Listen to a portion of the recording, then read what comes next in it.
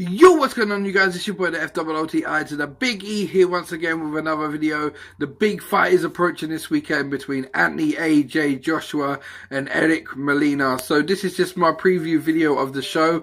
I'm also going to be talking about the Chisora versus Wyatt match and a couple of other matches on the card as we go through this video. But let's just start with the main event. So it's Anthony, AJ, Joshua versus Eric Molina defending his IBF World Heavyweight title. Now, as you guys know who probably saw my video when it was first announced, I wasn't overly keen on this matchup when it was first announced. I was really looking forward to the Klitschko fight, and obviously Klitschko got injured, and I was hoping for something just a little bit better. But you know, it turns out that Eric Molina was the best opponent available at the time, apart from the ones that did get offered it that turned it down.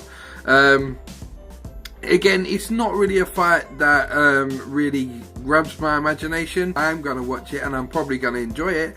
I'm a massive AJ fan, but I just hoped at this stage we'd start AJ getting in there with people a little bit more challenging. But on that note, I do think that Eric Molina will cause him, not problems, but he will ask some questions. You know, we saw Eric Molina who hurt Deontay Wilder in their fight, so he can punch a bit, so that would be another one for AJ to see if he can stand toe to toe. AJ needs rounds now, so I think that as much as AJ does hit you hard, and once he hits you, you stay hit, I can see AJ looking to get some rounds under his belt in this fight.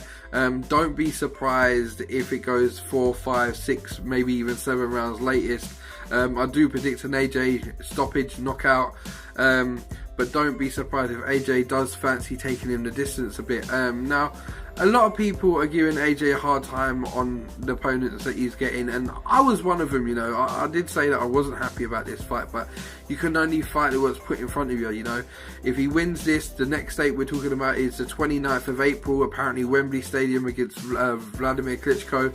Everyone wants to see that fight. You know, I think if that fight happens, it will be to put out there who is the #1 man in the heavyweight division until obviously Tyson Fury comes back, because as much as Tyson Fury's got his problems, to me he is still the #1 man in the division. I'm not a massive Tyson Fury fan, but he beat the guy who reigned supreme at heavyweight for 15 odd years, you know, so he is the #1 man at heavyweight, and everyone wants to see an Anthony Joshua versus Tyson Fury fight, and not just that, maybe a David Haye fight later on down the line. So Joshua's got to get past this match to keep the ball rolling, you know. But as I said, I'm predicting rounds 5, 6, 7. Josh will get him out of there, get some rounds of the bits and get him out of there, and your boy Anthony Joshua will still walk away your IBF World Heavyweight Champion, people. So let's just move on to the next one. So next I want to talk about is Dillian Whyte versus Derek Delboy Chisora. Now, for me, this fight is the card. This is the fight that's got my attention.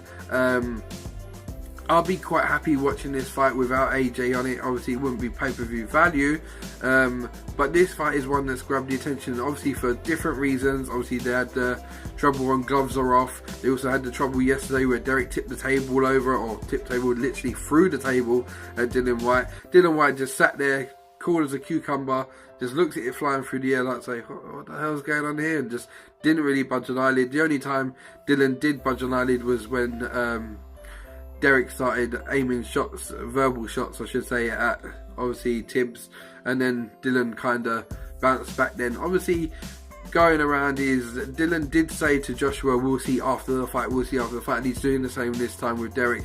Derek didn't take that well. Derek did not take that well, and that's what led to the table incident. My predictions in this one, Derek will try and get into a tear up, and it'll be try and get like a fisticuffs going, but I think Dillian Whyte is just going to box him, try 60 outside and box him, and don't be surprised if Dillian wears him down over time and stops him in the later rounds. I don't think Dillian's a big enough puncher to stop Chisora outright.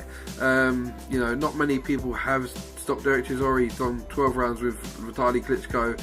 David Haye stopped him.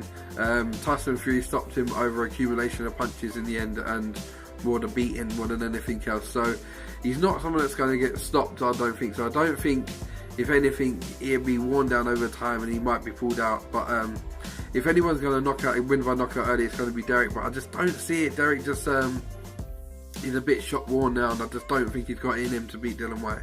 So Dillian Whyte points win or late stoppage, I'm predicting, and he will go on to be your reigning British champion as he already is, and also it's for the WBC Eliminator as well, so that's another one. So yeah, Dillian Whyte for the win on this one. So let's move on to the next one. So next up I want to talk about is Callum taking on Lewis Conception for the WBA World Heavyweight title. Now, I'll be honest with you, I don't really know much about Lewis Conception, and to be honest, we don't really know much about Callum at this point. I don't think Callum has been in with anyone that's really tested him, so to speak. There's not many people at his weight who could probably test Callum. So this weekend I do feel we're going to see how good Callum is. I am going to predict that Callum will bring home the title. He'll be another British world champion, the first one in Birmingham, if I'm not mistaken. If he wins the title, I'm sure he makes history being the first one to win a title in Birmingham, but I could be wrong on that one. So yeah, I'm going for Callum to get the win on this one, people. And it should be entertaining. I can't see, again, I could see this one going over points.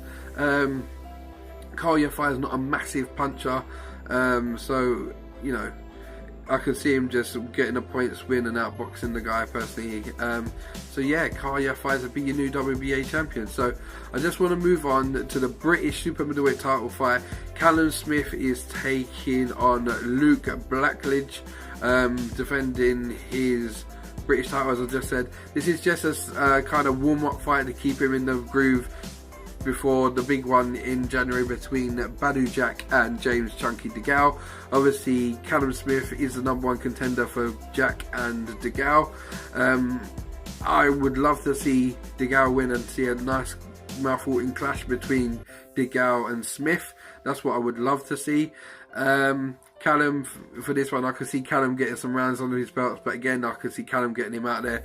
I don't feel that Blackledge is going to be a threat to him, unfortunately. But it should be an entertaining fight. This card is stacked with people, so it should again be a really, really entertaining fight. So let's just move on. So also on the card, you've got Katie Taylor, who's been on a bit of a roll.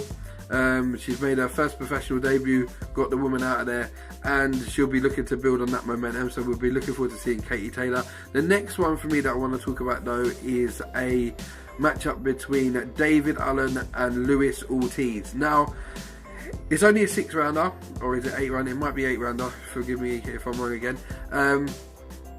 David Allen is way out of his depth. If he couldn't deal with Dillian Whyte, he's not going to deal with Ortiz, and I wouldn't be surprised if it's an early night for Ortiz and Ortiz gets him out there about the fourth round, if not earlier. I would love to see Ortiz versus Shalom Briggs maybe moving on into later things. At the minute, it's all about building Ortiz's profile in the UK as well as America and setting up that big fight with Anthony Joshua, so that's the way we're going. But I can't see David Allen win this one. As much as I respect every fight that gets in the ring, I just don't think David Allen has got the goods to deliver on this one, unfortunately, people. So yeah. So last but not least, I just want to talk about other people on the card. Obviously, you got Frank Buglioni fighting for the British light heavyweight title. That will be a decent fight as well. You got Conor Benn also on the card, who carries on with his career. He's slowly making movements. People are starting to talk about Conor Benn. So yeah, in all, it should be a really good card. As much as I'm not hyped about the main event, it should be a really good card. It should be a card to go out with a bang at the end of the year. Also, I forgot to mention Scott Quigg is on the card, making his comeback at featherweight. I'm sure he's gone up from super bantamweight to featherweight, so it'd be nice to see Scott Quigg back, see him at a new weight, see how he performs at that new weight. And yeah, I just think it's a really good, decent card to go out with a bang with. I'm not unhappy with it being on pay-per-view. With what's on the card, I'm quite happy to pay the money to see it, to be honest. I know a lot of people have griped saying I don't think this is a pay-per-view card, but when you look at what's on it and how much money is generated through purse bids and how you got to pay the fighters, I think it should be pay-per-view. You know, Joshua's on quite a bit of a dollar himself, and also Dillian versus Chisora is the main one, so that's kind of really boosted the sales on this one for me. I think it's worth the money. I know a lot of people will probably say it's not, but it's a good British card to go out with a bang in 2016 and move on to the brighter things in 2017 to look forward to, like Badou Jack, James DeGale, as already mentioned, Hay versus Bellew. all these massive fights. Klitschko versus Joshua at Wembley Stadium, you know, they're all out there next year. Brooke Khan, we might get Brooke Khan eventually next year. So yeah, it's all going off pretty good in the world of British boxing at the minute, and this is the card just to kind of see out 2016. So this is your boy FOOTI to the big E once again with another video. Remember to like, share, subscribe. If it's the first time you see my boxing content, hit that subscribe button. I'm always back with boxing content, and I'm out of it, guys. I hope you enjoy the show. I might be back after the show and do a review, probably like I normally do, like a results show, or I might even do live reactions. I'm definitely 100% not gonna do what I've done for the last couple of fights, where I've done a live reaction and shown the fight. No more copyright strikes for me on that one, people, unfortunately. But yeah, I'm out of it, guys. This is your boy FOOTI to the big E. Remember, if you made it to the end of this video and you liked it, smash that thumbs up button for me. I'm out of it, guys. Bless and peace, people.